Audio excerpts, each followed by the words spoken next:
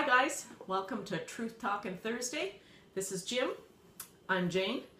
And the last couple weeks, well, I should say probably right from the beginning, we've been doing a lot of talking about relationships and, you know, whether it's parent-child, person-to-person, intrapersonal. male, that's a great way to say it. So, and the bottom line seems to have come down to we need to communicate and we need to be true to ourselves. So today, Jim posed an interesting question and we're going to chat about that. So Jim, what are we talking about? Take it away. I think one of the greatest challenges that we have as people, as human beings that walk the planet, is trying to figure out or answer the age-old question of, what's my purpose? Why am I here? What am I supposed to be doing?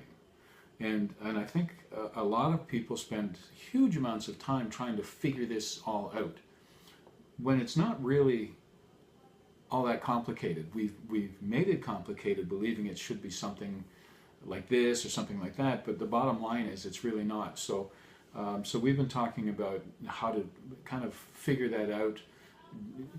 Do you know your purpose? Do you know why you're here, what you're supposed to be doing? And it causes an awful lot of consternation for people. It does. It really does. So I think, you know, having a discussion around what that's supposed to be, and a lot of this came to me a long time ago, and then I was reminded of that and sort of confirmed what I believe is my actual purpose here on the planet and what I'm supposed to be doing and all that sort of thing. Just this past weekend, actually, I had the opportunity to listen to a guy actually who used to be an ex-NHL hockey player, retired now, of course, but he made it sound so simple and so easy, and I realized it really is. It's we that complicate it. It's not a complicated topic.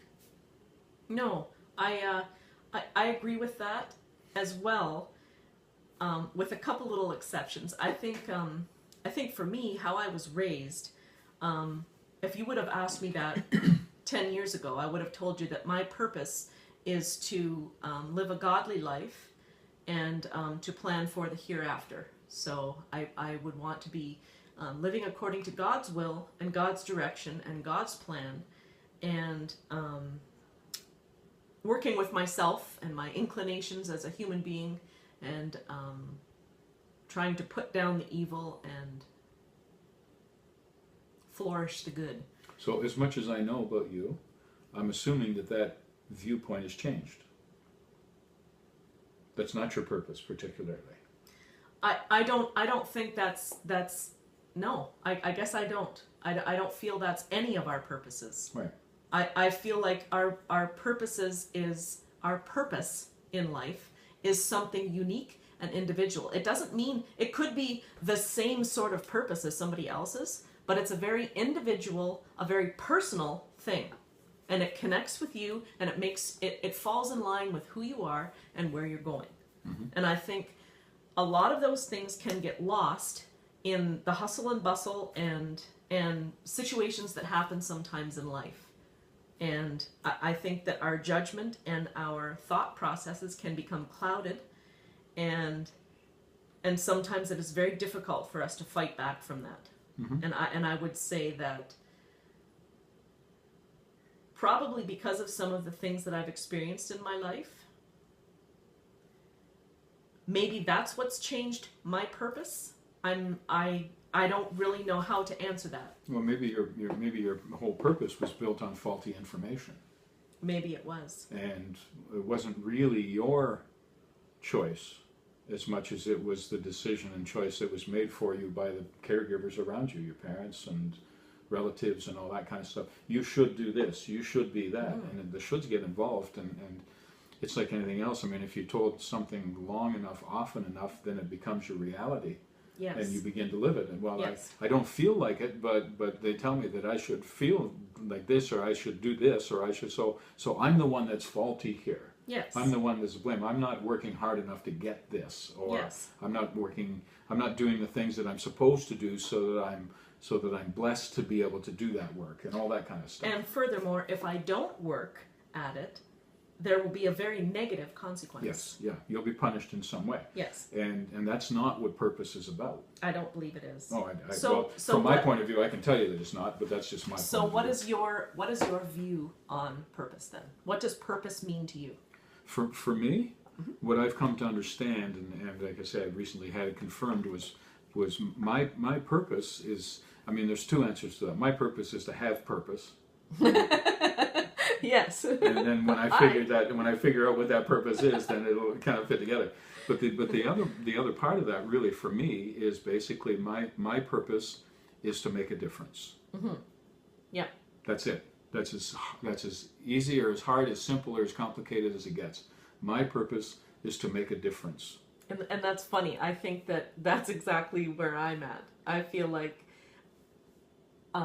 it's important to me to make a difference, and it's important to me to be the best me that I can be, whatever that is. And I think that the best way we can support that is to live where we are, accept where we are as people, and just continue to grow and learn and move forward with your life. I agree, and I think part of that is we come from the bigger the better, the faster the better, like instantaneous. We come from a time when everything has to be big and grandiose or it's not important, and I think that's really too bad.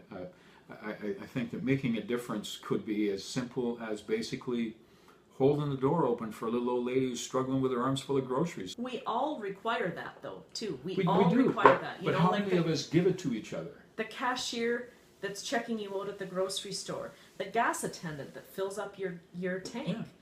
Like, everybody has good days and bad days, and we all need that, hey, thank you very much. I really appreciate that. Smile. Have a great day. How much does it take? How hard is it to do? All you got to do is do it. It doesn't take any energy. No. And yet when you walk away from those interactions with other people, and you kind of feel good in your own self that you made a difference in somebody's life just by acknowledging the fact that they work hard. Yeah. Thanks for pumping that guy. I appreciate that. Yeah. That's it. Oh, you're welcome. And off they go. They got a little spray in their step and all that. That's making a difference. It doesn't have to be a big, huge Nobel Peace Prize winning effort to do anything. Just treat people in a way that you hope your behavior will make a difference for them in some way. Yeah. That's it. Yeah. That's my purpose. And our purpose, in essence, then finding your purpose comes from in you. It comes from in you because when you think about what you want and who you are and where you're going, it will all fall into place. It will all become clear what it is that you want to do. And I think that by spending a little bit of time and going over some of those things, that's what helps us sort through all of life's little complexities and challenges and break it all down to, as Jim said, something that's very simple. Yeah, that's it. It's really not that complicated, and it's really not that difficult. And think of what a place the world would be if everybody went around treating everybody like that. I agree. We wouldn't have what we've got now. And what we've got now is not something that we need to be proud of. Why don't we just make it simple, treat everybody with that kind of respect, and move on? Doesn't cost us a darn thing. No. And we've made a difference in somebody else's life for a short period of time. What's wrong with that program? And I don't see anything wrong with it, to be honest. So. No, I don't either. I think we've mentioned several times, I think it all comes down to the golden rule, right? Like how would you like to be treated? And that's how we should treat each other. We're all busy. We all have our own little struggles, and none of us really know what's going on with the other. But honestly, we don't really need to. If we treat each other, as Jim said, with dignity and respect, life is good. And it's not hard to do. No. So, on that note, have a great week. Smile at somebody. Let somebody else go first at the four-way stop. Yeah. all of those tiny little things that make a difference to us when people do it to us, and try and do it to somebody else.